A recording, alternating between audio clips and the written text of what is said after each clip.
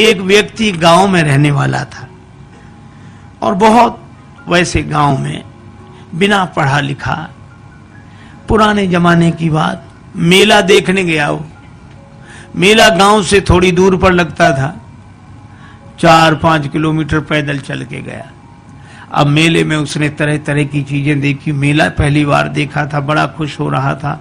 गांव का रहने वाला आदमी इतनी देर में घूमते हुए गया तो एक जगह उसने एक शीशा देखा, दर्पण, ऐसा आदमकद शीशा जो उसने देखा तो शीशे में उसने स्वयं को देखा। अब वो ये नहीं समझ पावे कि हम ही हैं। और शीशे में जैसे ही इसने देखा तो ये मुस्कुराया और हाथ जोड़ के बोला, भैया राम राम। तो उधर से भी मुस्कुराहट दिखी, भैया राम राम। इसने कहा, वाह वाह, बड़े अच्छे भाई साहब हैं, पहली बार मिलने में भी इतने प्रेम से। अब ये कहे, और भैया सब ठीक है? तो वो भी ऐसे कहे। बस दुकानदार से बोला, ये भाई साहब कितने के दिए? दुकानदार ने सोचा चाहे कोई दर्पण समझ के ले, चाहे भाई साहब, हमें तो पैसे से मतलब। बोले 2 रुपए के। तो मेले के लिए जितना खर्चा लाया था उसने 2 रुपए उसी को दे दिए और दर्पण हाथ में लिया। अब भाई साहब को बार बार देखे, बड़ा खुश हो। शीशा लेकर आया, बैठक में लटका दिया। अब वो तन मन धन दर्पण पे बारे, दिन में केतिक बार निहारे, अपनों सो प्रिय साथी पाके, हेरे हेरे हर्षाय। अब भीतर पत्नी के पास बैठे और थोड़ी देर में गए, अच्छा 1 मिनट रुको, अभी आया। फिर जाए, और भैया अच्छी तरह हो? बढ़िया है। फिर लौट कर आ जाए और मन में सोचे, बड़े अच्छे भाई साहब है, ना खाते हैं ना पीते हैं और हमेशा मुस्कुराते रहते हैं, प्रसन्न रहते हैं, बहुत अच्छे हैं भैया, वाह वाह। फिर जाए और फिर आ जाए। अब दिन में 2-3 बार ऐसे ही करे तो पत्नी को लगा कि पहले तो ये कभी ऐसे जाते नहीं थे, ये जाते कहाँ हैं? ठीक है, ये जब बाजार जाएंगे तब मैं देखूंगी। वो गए कहीं बाहर घूमने, पत्नी गई देखने कि देखूं तो क्या ये बैठक में क्या है जो बार बार। अब पत्नी गई तो वहां तो शीशा था और शीशे में जो पत्नी ने देखा तो उसे अपनी शकल दिखी। पत्नी बड़ी नाराज, अब मैं समझ गई, इसी की वजह से आता है। अब इसने मुक्का ताना, दांत कट गए, चू चू, तो उधर से भी मुक्का ताना, दांत कट गए। बस उसकी सास दौड़ी, क्या हुआ क्या हुआ बेटी, क्यों रो रही है बहू, क्यों रो रही है? बहू बोली, अपने बेटे की करतूत देखो, बैठक में किसको लाकर बिठाया है, और मैं तो रहूंगी नहीं, चली जाऊंगी। और सास बोली, नहीं मैं देखती हूं, मैं देखती हूं। अब सास गई और सास ने बैठक में जाके जो दर्पण देखा तो उसे बुढ़िया दिखाई पड़ी। दिखेगी तो सास क्या बोली, अच्छा आप हो भाई, राम राम। वो भी राम राम बोली। क्षमा करना, बहू समझ नहीं पाई। फिर बहू को डांट कर बोली, क्या कह रही है तू? बुढ़िया है, वृद्धा माता, हमारी उम्र की है, सेवा के लिए लाया होगा।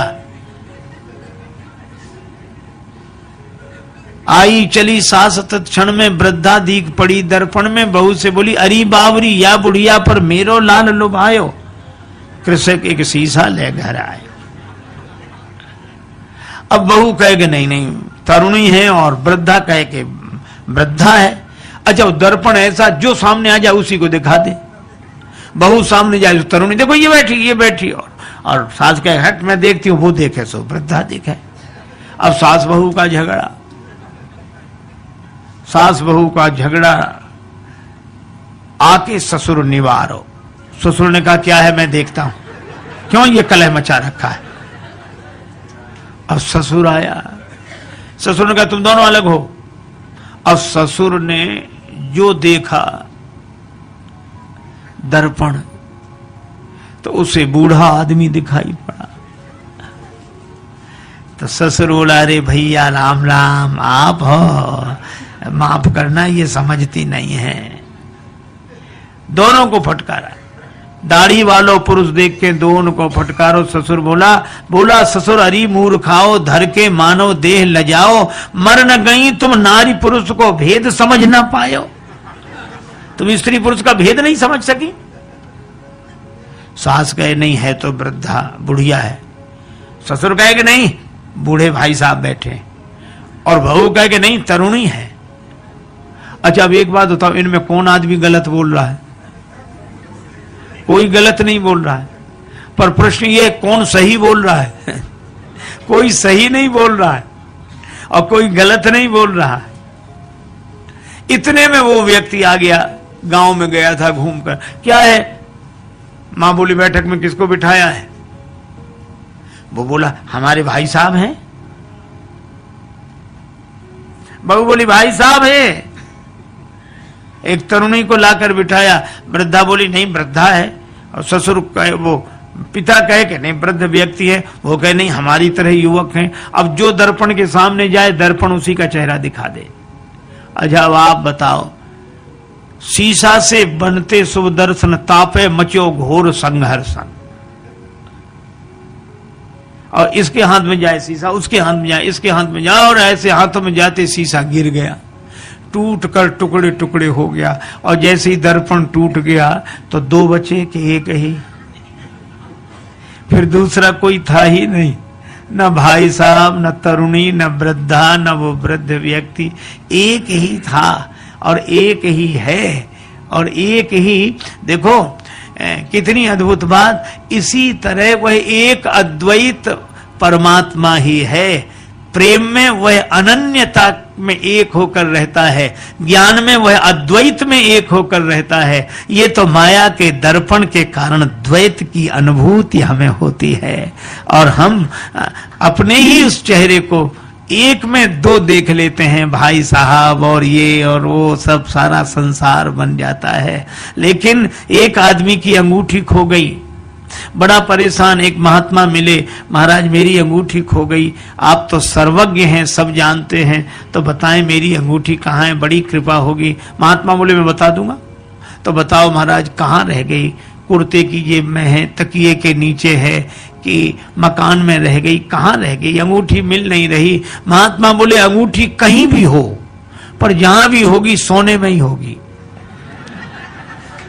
अंगूठी सोने से अलग हो ही नहीं सकती। हा? और सच्ची बात है, हम सबसे अलग हो सकते हैं पर भगवान से अलग हो ही नहीं सकते।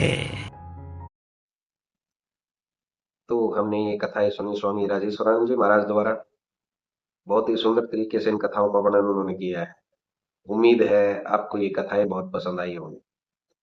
अगर आपको ये कथाएं पसंद आई हैं तो चैनल को सब्सक्राइब कीजिए, वीडियो को लाइक और शेयर कीजिए, ताकि इस तरह की प्रेरक और हास्य कथाएं हम आपके लिए लेकर आते रहें। आपका बहुत बहुत धन्यवाद।